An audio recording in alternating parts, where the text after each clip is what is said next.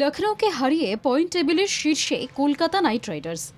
Toss হেরে আগে ব্যাটিংয়ে নেমে ৬ উইকেটে ২৩৫ রান তোলে কলকাতা। তাড়া করতে ১৬.১ ওভারে ১৩৭ রানে অল আউট হয় লখনৌ। ৯৮ রানের বিশাল ব্যবধানে জয় পায় নাইট ব্রিগেড। ১১ ম্যাচে ৮ জয় ও ৩ হারে মোট ১৬ পয়েন্ট নিয়ে শীর্ষে উঠল কলকাতা। দ্বিতীয় রাজস্থান রয়্যালসের সংগ্রহ ১০ ম্যাচে ১৬ পয়েন্ট। রান রেটে রাজস্থানের চেয়ে এগিয়ে শীর্ষস্থানে উঠল কলকাতা। ১১ ম্যাচে ১২ পয়েন্ট নিয়ে টেবিলে পঞ্চম লখনৌ। ফর্মে থাকা ওপেনার সুনীল নারাইন কলকাতার হয়ে ৭ ছক্কা ও ৬ চারে ৩৯ বলে ৮১ রানের দুর্দান্ত ইনিংস খেলেন। কলকাতার প্রথম ৭ ব্যাটসম্যানই ২ অঙ্কের ইনিংস খেলেছেন। ওপেনিং জুটিতে ২৬ বলে ৬১ এবং দ্বিতীয় উইকেটে ৪৬ বলে ৭৯ রানের জুটি পেয়েছে কলকাতা।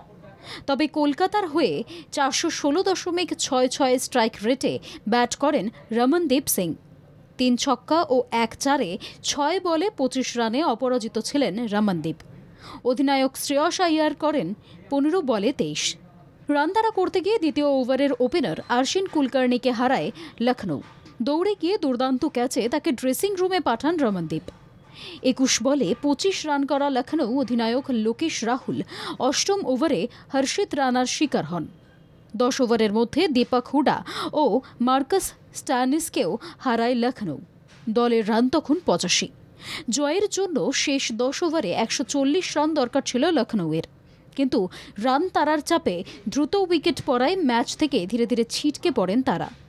জয়ের জন্য শেষ ৩০ বলে লখনৌ যখন ১০৬ রান প্রয়োজন, তখন দলটির হাতে ছিল মাত্র ২ উইকেট। অবশেষে ৯৮ রানের ব্যাপক ব্যবধানে জয় আনে কলকাতা।